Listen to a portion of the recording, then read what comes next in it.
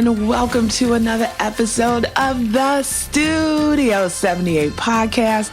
I am your host, Nache from NacheSnow.com. Welcome.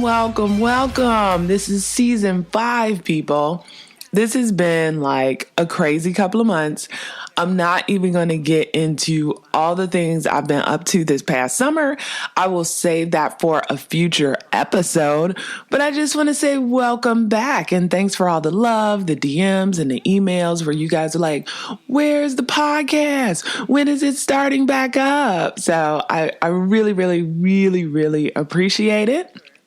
And then, of course, to get the show notes for this episode, this is episode 92. We are almost on 100. Anyway, you could go to NacheSnow.com/92 and all of the show notes will be right there. The links to Dominique, who is our guest today, and just some notes on what we talked about.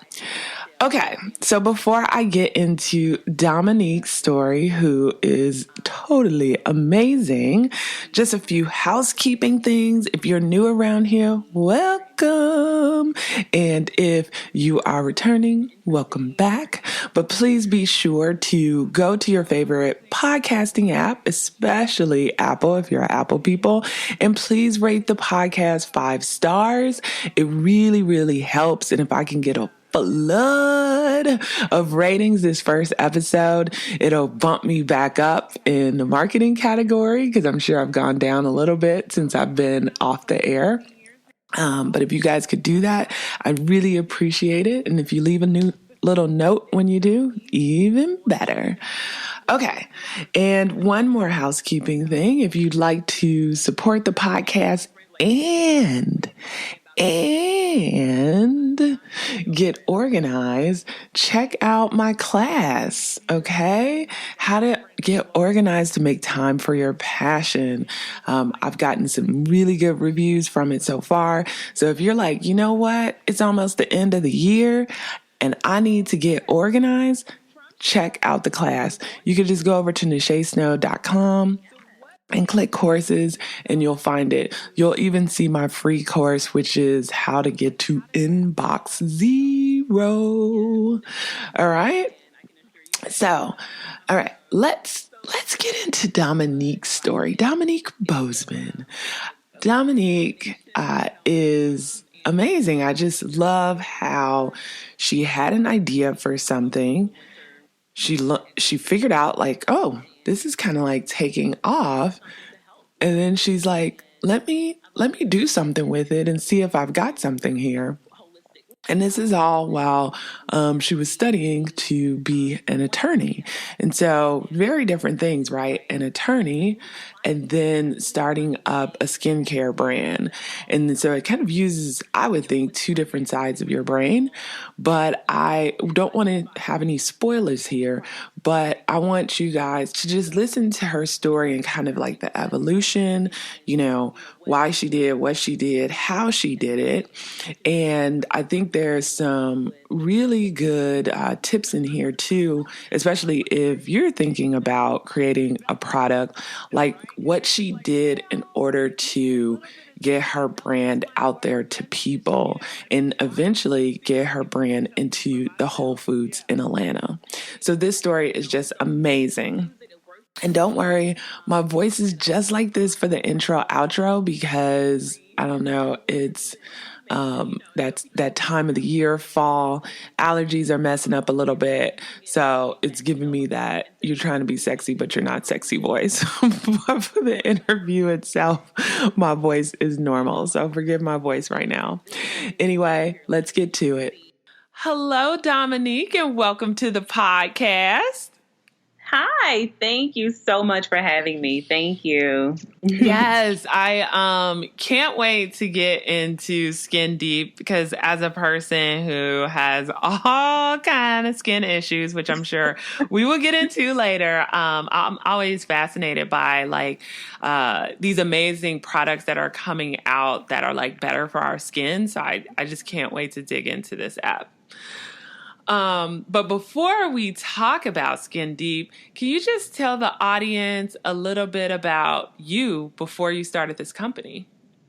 Oh, sure, sure. So my name is Dominique Boseman. I am from Chicago. So spent, grew up there, was raised there. And I am a former human rights attorney. I actually started Skin Deep my third year of law school, my last year of law school.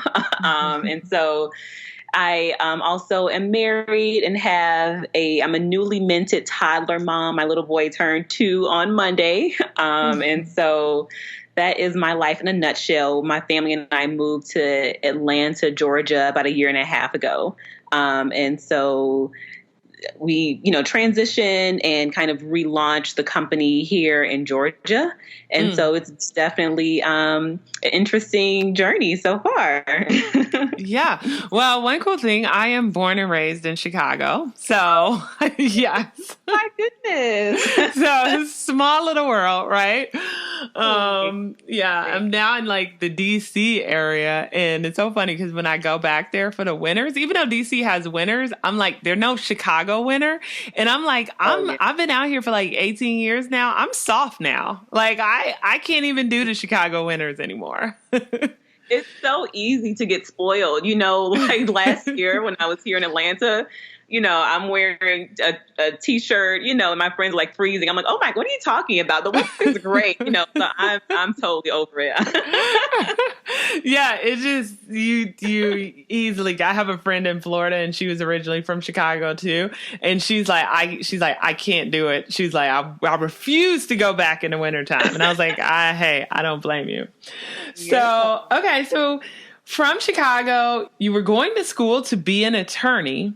Yes. So what made you decide to like come up with Skin Deep? Like, how did that all start? Yes. Well, there was no master plan. I can assure you of that.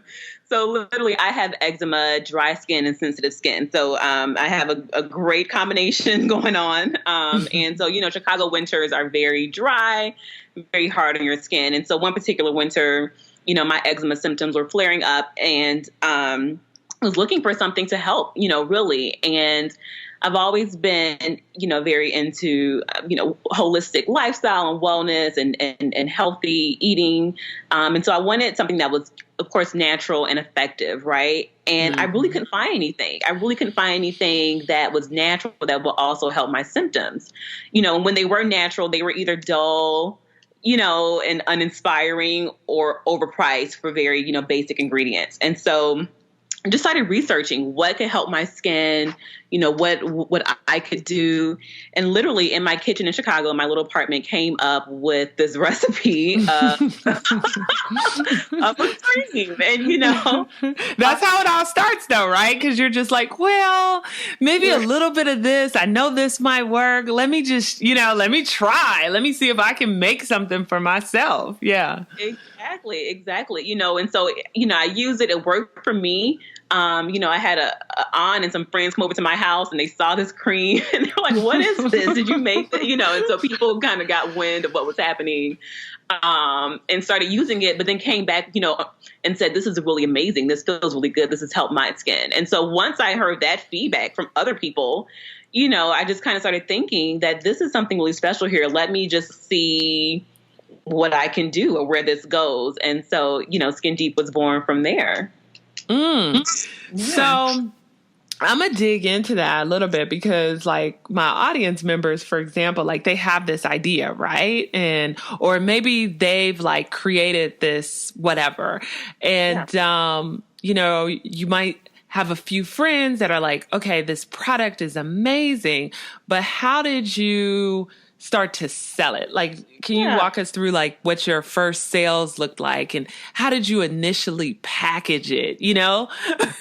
How did you get it going? Yeah. So I'm always in my head, which is, a good thing and a bad thing sometimes. So when I have an idea, I just kind of have to see it through, and so I had this cream, and like almost immediately I wanted to put it in a pretty container and just see what I could do. So I found a local trade show that was happening the next week. literally maybe like a day or two after, friends and family came back to me, signed up for this trade show, and said, let's see if this product works for other people. And I sold out at that trade show. And so, that was my product validation there, unbeknownst to me, and not really knowing what to call it at that point. But that was it, And so I really just wanted to see, right? Because I'm a lawyer, I'm in law school at this point.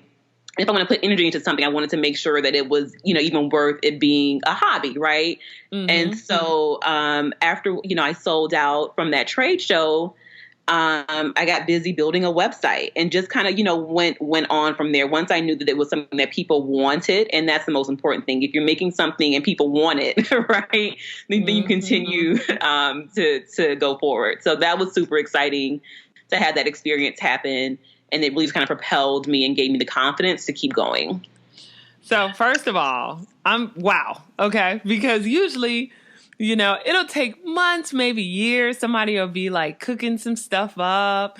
Maybe they'll have friends and families for the first year or two, like telling them like, oh, your cakes are good, or, oh, your whatever is good. And then finally 2 years later, they're like, you know what? I should do something with it. So, I am really like amazed that you were like, you know what? There's this trade show going on this weekend. No, seriously. I Googled, farmers market trade shows, local Chicago events, and there was something happening at Chicago State University, and I went for it.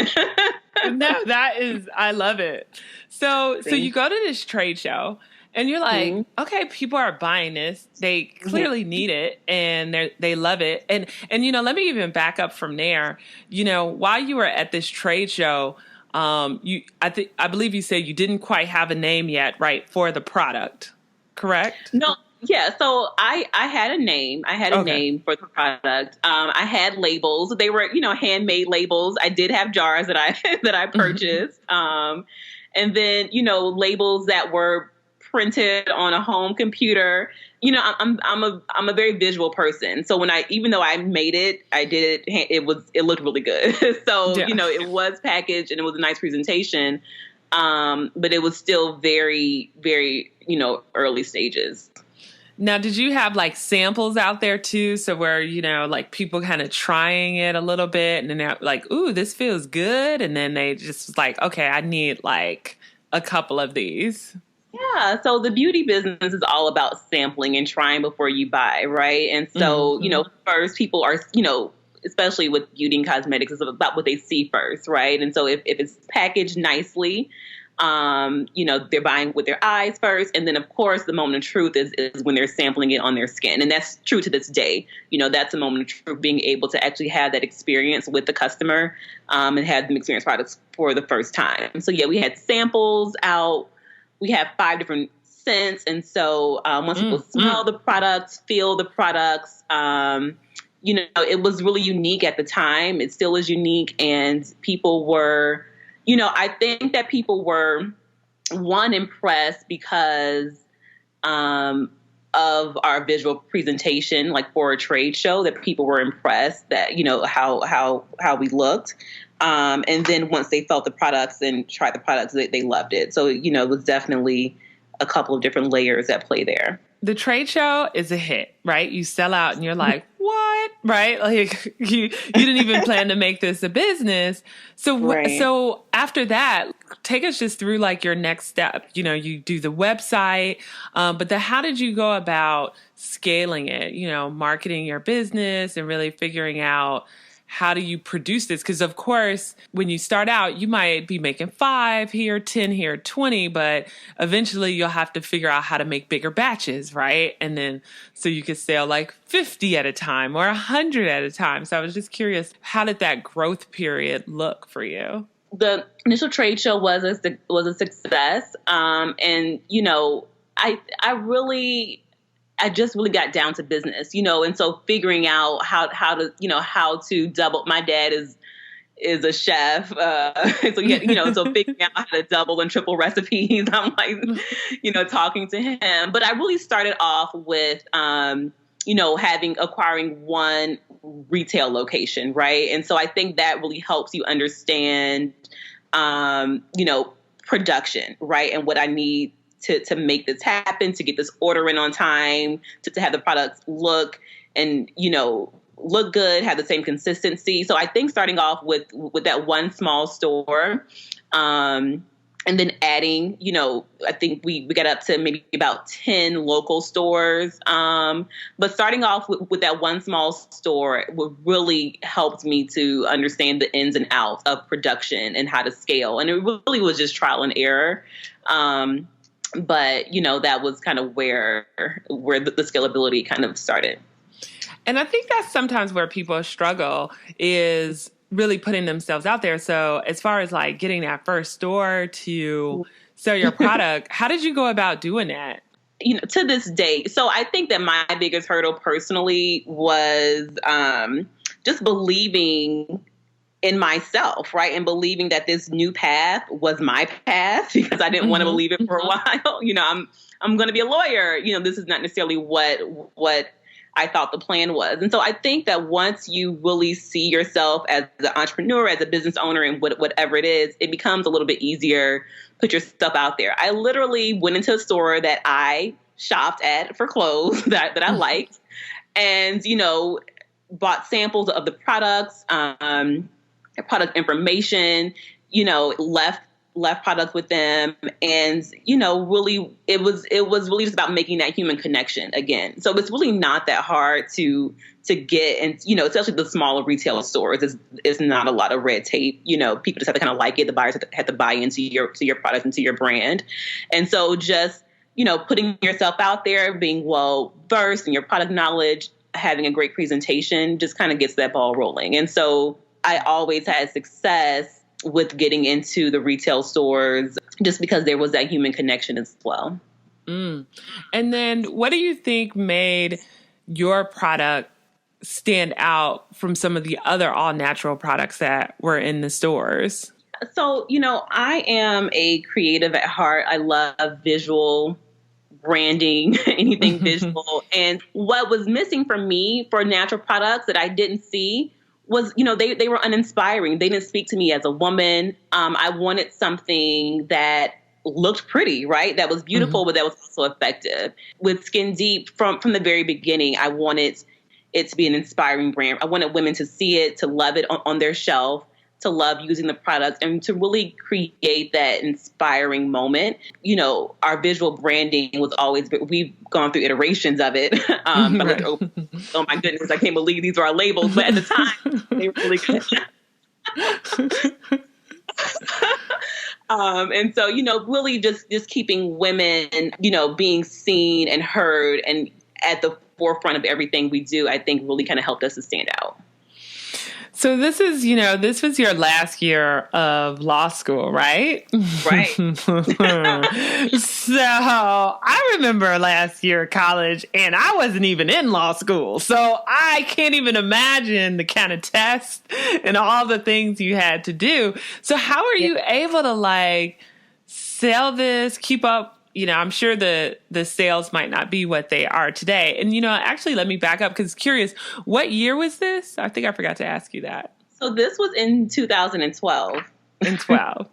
So of course, it's kind of, you have this slow build, but then you're also in school too. So how are you balancing the two? Yeah, so this was actually, I had finished classes. I was waiting for graduation at this point. So I'm not actively in licensed. Okay. I was like, what? Yeah, okay. Yeah, so I had a little bit of time on my hands. Okay. This is the period where you're looking for jobs and you're interviewing. And so that was happening in the background. But yeah, so there was time for me to spend kind of, working on this little side project that I had developed. Yeah, it was a slow build to getting the website and doing more trade shows. Once I saw that there was consistent cash flow, from the website, it really just kind of encouraged me to do more. And every time I would kind of say, well, I don't really want to do this. This isn't, what I'm doing. I'm spending too much time doing it.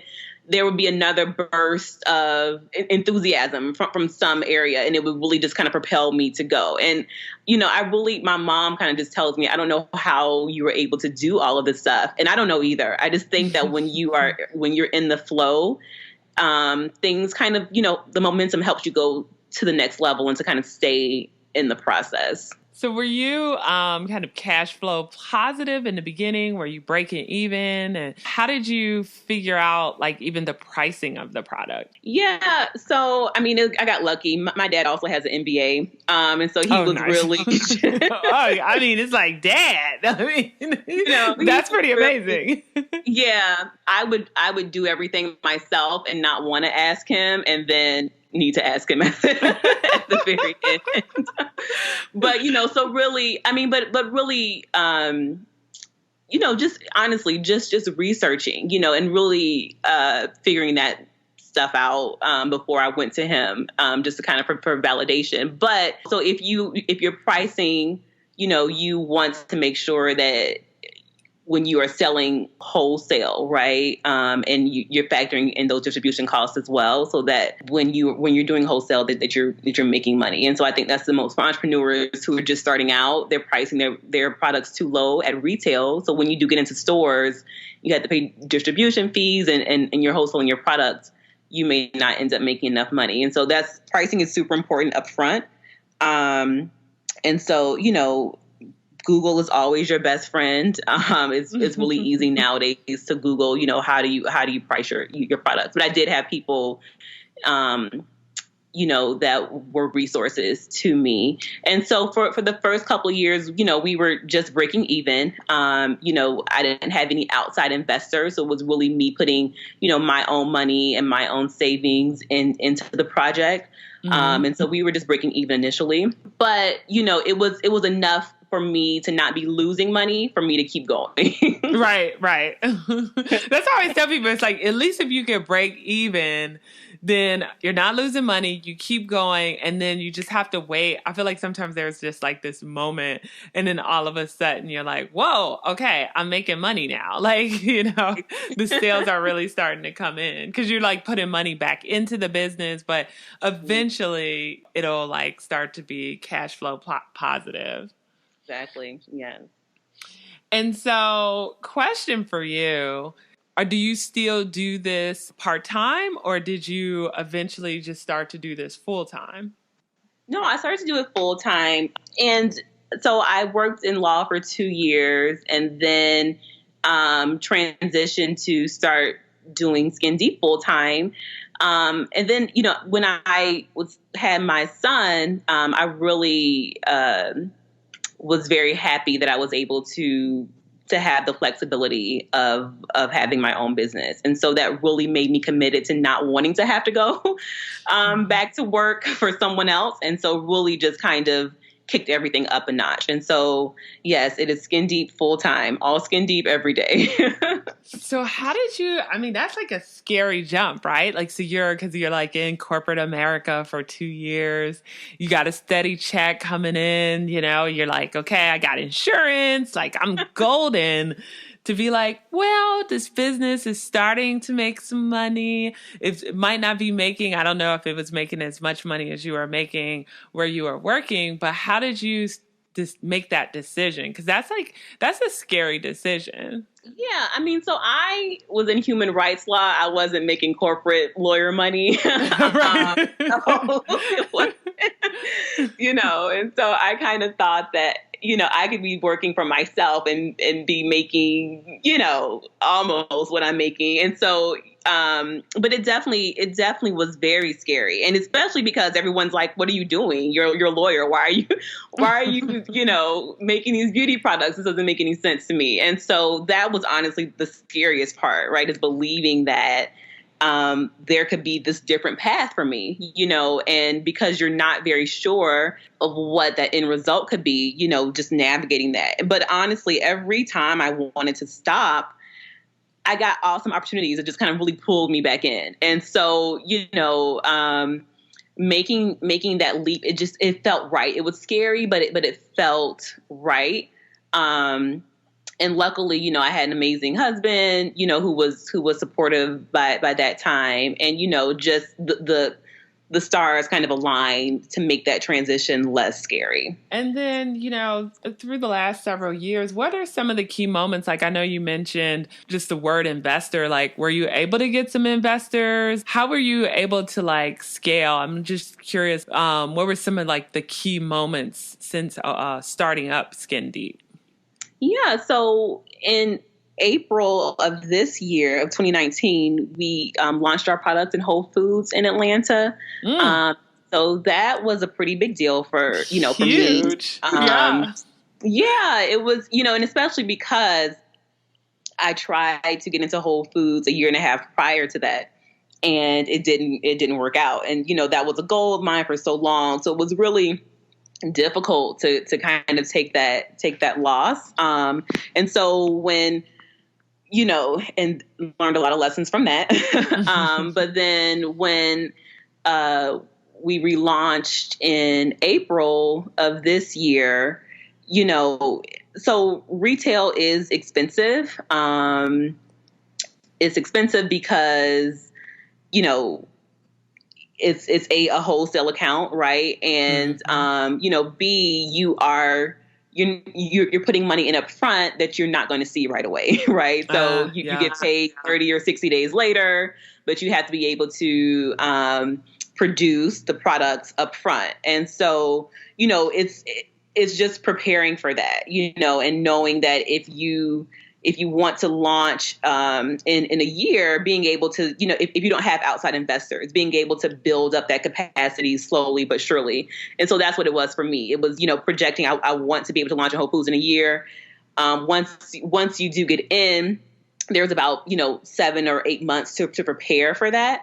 And so really just, invested everything that we made back into the business and was able to, get those initial orders flowing, which helped set us up for subsequent orders. Yeah. And then what were some of the others, for other people that are trying to get into a big box store like Whole Foods or Target or whatever it might be? Are there any other kind of lessons learned from that experience?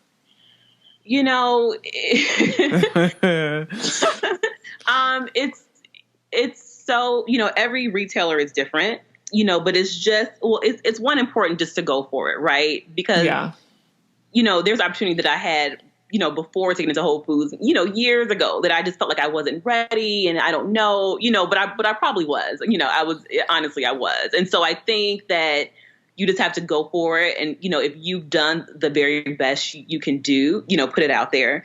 And secondly, it's a long process, right? There's insurance and requirements and certifications, but don't feel like you have to have all of that before you start, right? If they like your brand, if they like your story, your products are amazing, you'll be able to acquire what you need through that process. The first step is getting in the door, and so once you have people on board, typically those buyers will, guide you through that process.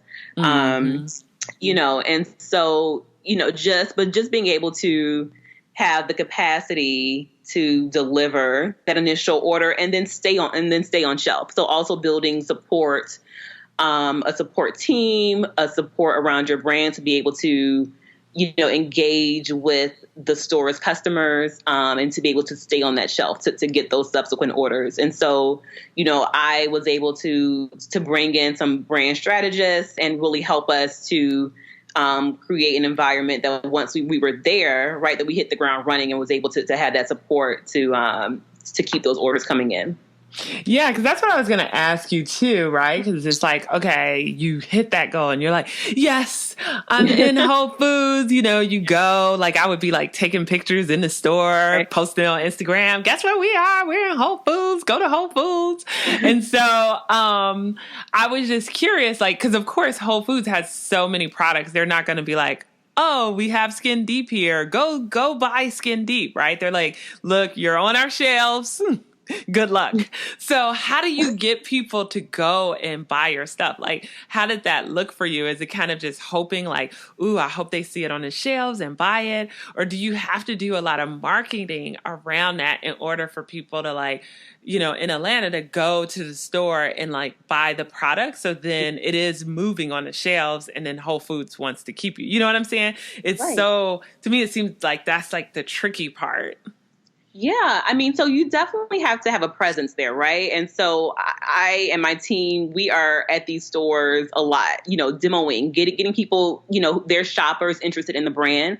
So once your product is in a store, even if it's in a small store, I did this when I was at local health food stores in Chicago. You have to be there physically, sampling, giving out samples, demoing your product. People and keeping people engaged in that way. They don't know who you are, and so you have to make yourself known and be there as much as possible.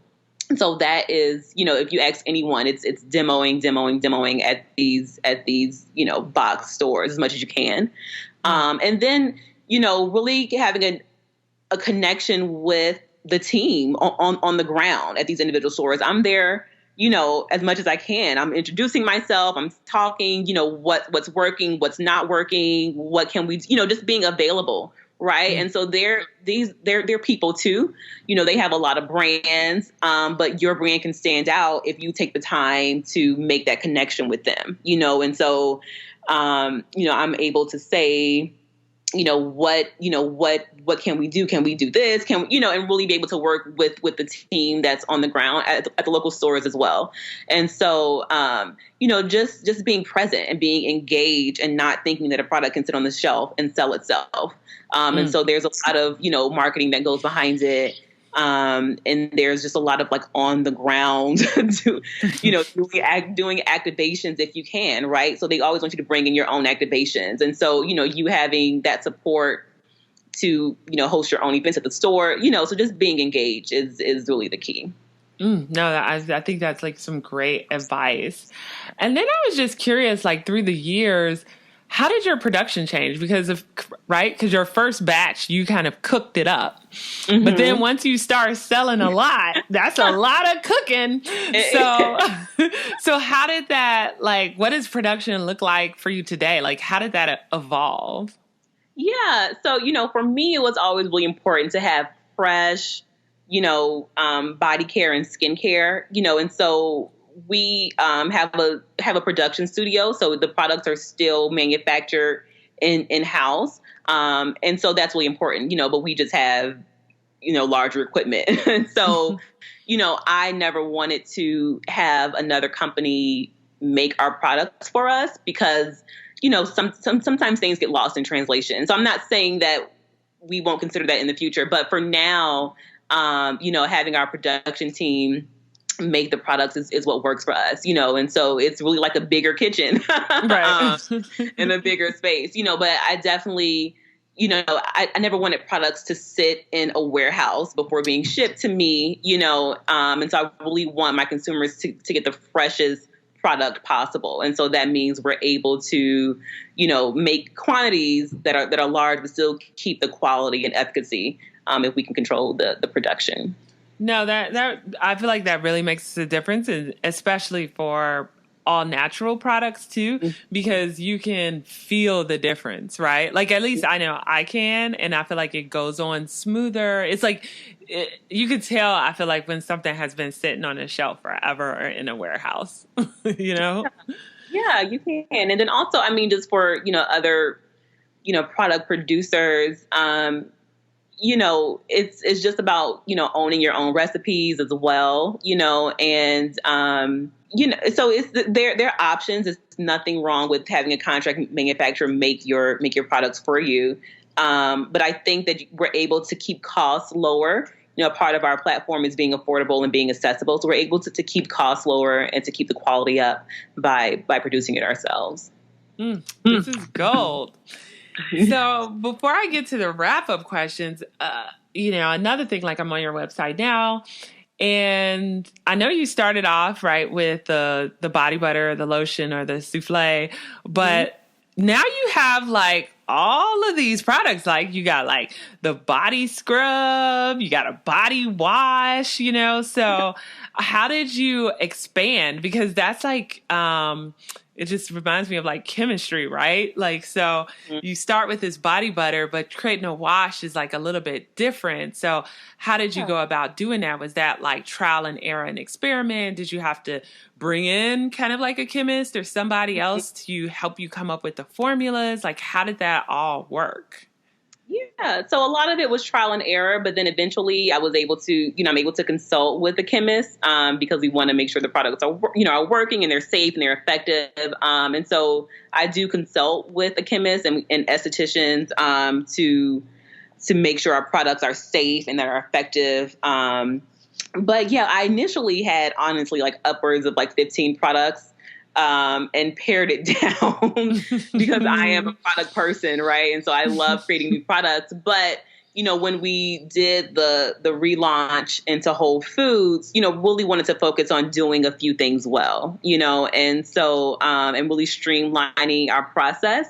And so we wanted to focus on the steps, 1, 2, 3, cleanse, exfoliate, moisturize, and making that routine really easy for women. It's about, body care that is, luxurious and nourishing, but also simple because we're busy and we need our self-care in quick doses these days. And so really wanted to pare that down, for our customers. And so, the washes are, amazing, sulfate free, great for sensitive skin. And, when you have sensitive and problem skin, it's really hard to find a good body wash because they're drying and so a good body wash is the foundation to healthy, hydrated skin. And so that was really key for me especially.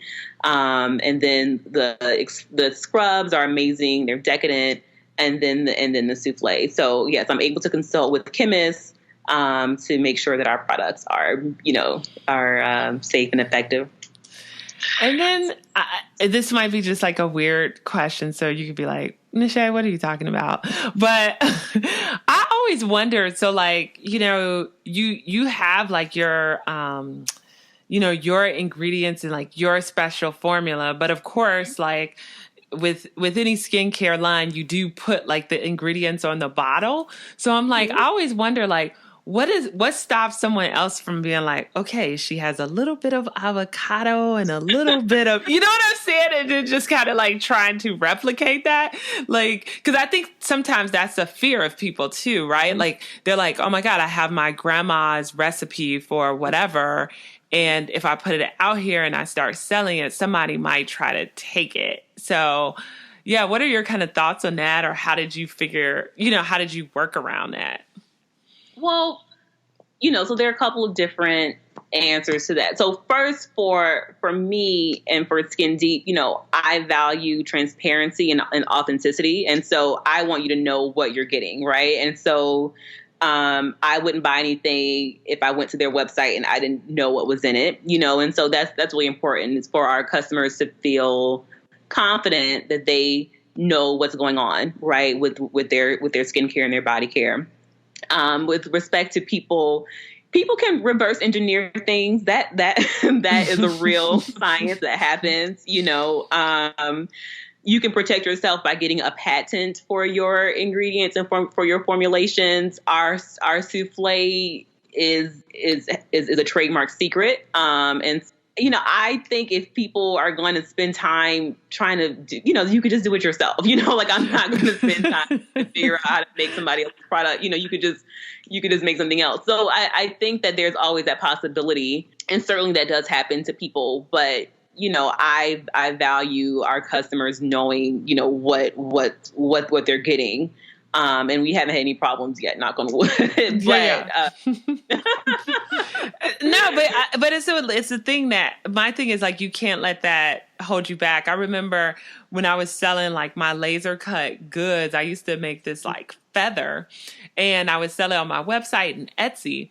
And then one of my friends sent me a message and she was like, Nache, I just saw your feather on another Instagram account and she's selling it. So someone had to buy my product, scan it, and because of the way I like cut it, I could tell that they like ripped, just literally just ripped my feather off. And I'm like, it's a feather. You could draw your own feather and cut it off, like, or cut it out. Why did you steal my feather, right? And then it was funny. I went through Etsy and everything, and they actually had this person take it off of Etsy. But I mean, that doesn't stop that person from selling it on at the farmer's market or wherever else. But, you know, just lesson learned, I think, for the audience out there is like, there's always going to be people out there that are kind of lazy and they'll try to steal your product, reverse engineer something, you know, copy something. But I feel like if you are working hard, like, people are going to come to you because they're going to know like you're the original person. And then you're always going to have like these amazing ideas where that other person, they can't come up with those amazing ideas. All they could do is steal the ideas of others. You know what I'm saying? Yeah, for sure. You know, it was on Instagram today. I was literally reading a quote that said, you know, they can steal the idea, but they can't steal your execution. Right. And so that's so timely for this question, because it's true. You know, it's like they cannot, you know, execution is more about just producing a product. It's about the customer experience, right? And what they're getting from your brand and your level of excellence that you bring to what you're producing. And that can't be duplicated, you know, and it can't be sustained for a long enough time, you know, so you just have to be able to, you know, I mean, you can protect yourself legally, right? And so there are trademark attorneys, there are copyright attorneys, there are patent attorneys that can really help you trademark your intellectual property, which is very important, especially if you're an artist or creative. And so there are legal remedies that you can use, you know, just either to stop someone who has infringed on your work product, you know, or protect yourself from the beginning. So there are real legal solutions. I don't want to just act like they're not. There are, but if that does happen, you know, you still have to keep going forward and you still have to keep creating and producing. No, I love it. And I was like, you know, I almost forgot I was like talking to a lawyer. So of course, you know, like how to protect yourself. I mean, I know it's a different kind of lawyer, but still, like being just in that realm, you're like, okay, I got to protect myself. Yeah, well, you know, honestly, sometimes I've had some trademark issues, and sometimes, you know, when it's like, you know, you can't represent yourself, right? And so sometimes, you know, I may like, oh yeah, I should have done that, you know. And so it's even though I'm a lawyer, when it's you don't think like you would if you're advising a client, right? And so, right. Yeah, that has happened to me definitely, and so that's why I'm telling everyone up front, any kind of creative ventures, you want to make sure that you're protected. There are awesome attorneys now, and because entrepreneurs, you know, are growing so rapidly, there are law firms devoted to just helping creatives secure their intellectual property, and it's really, really awesome. And so they're great for small businesses, people just getting started. I would definitely make that a part of the plan, is speaking with an intellectual property attorney and getting that process started. Okay, one more question before the wrap up, I promise. And the wrap up will be, you know, super fast because I know it's kind of late. It seems like you did a really good job at marketing through the years. And I just wanted to know if you had any advice for the listeners out there who might have an amazing product like yours, but no one is discovering it, you know, like they just can't get it out there. They can't get those sales. Like, is there any marketing advice you have for them? Like any lessons learned or tips or things that have worked for you?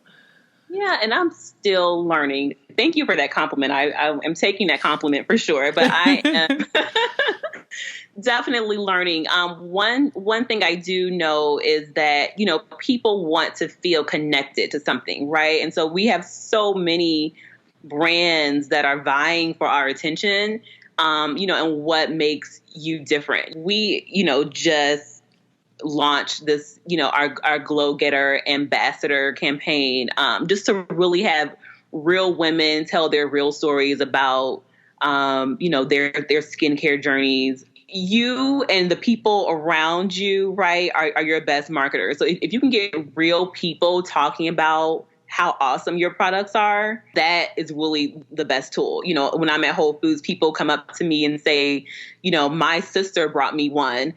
and, now I'm buying two for someone else, and so really just, having those those authentic connections and peer-to-peer connections, is great. And, we're so reliant on social media, which, obviously I love Instagram, but what I've done is committed myself, to going to two networking events a month, right? And just getting in front of real people and talking about your brand and talking about your business. So marketing just begins with us. So if you are the CEO or you're solopreneur for now, you make your brand special, right? So getting out there, having people know who you are, you talking about it, that's your number one marketing tool in this day and age, because social media is everywhere. You have to, infuse your own personalities, your gifts and your talents to make people see who you are. And so that's been really helpful for me, just telling my story, getting people to know me and buy into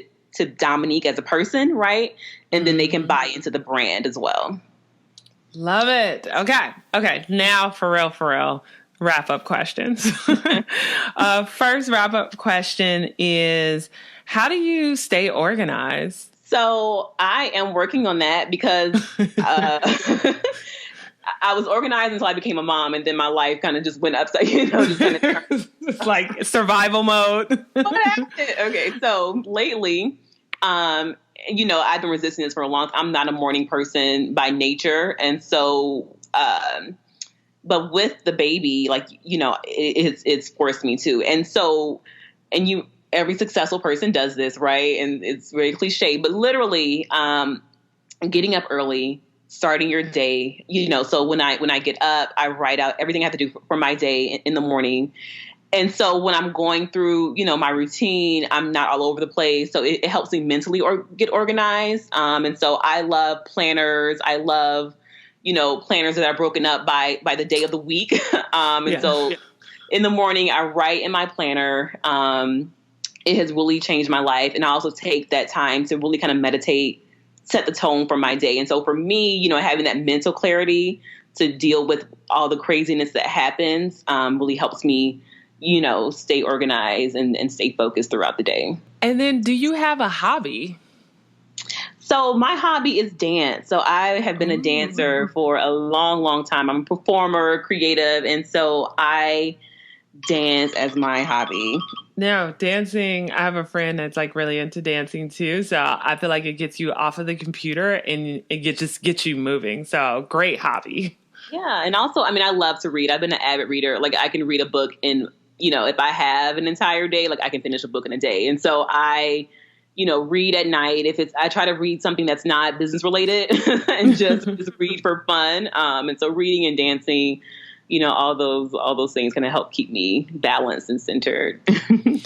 And then last but not least, please let the listeners know all your social media handles, your website, where they could buy your product.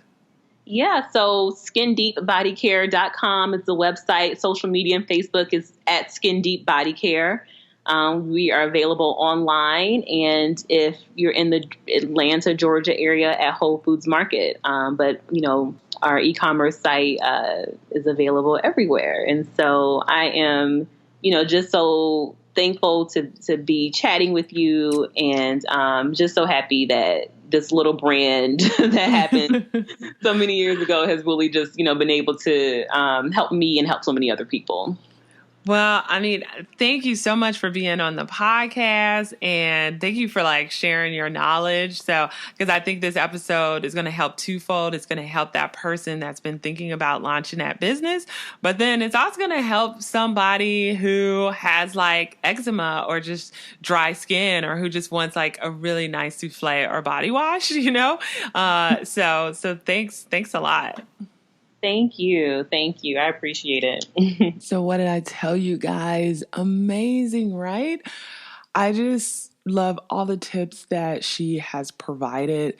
Just like a quick rundown, the trade show, right? It's an easy thing. You have a product, you don't know if it's going to sell. Google the Google machine, search all the trade shows coming up in the next several months and see if you can get in them. Because I think sometimes when people hear the trade show word, they think that these are these massive events, but there are a lot of smaller trade shows that people just starting out can go and sign up for and test out their product. So think about doing that. Also, getting your stuff into a small store initially. That's really key too. When I was selling my light switch plates, I got my stuff in small stores, but not just in the area, in different areas, like one in Chicago, one in New York, because those small stores are always looking for unique small brands to feature in their store.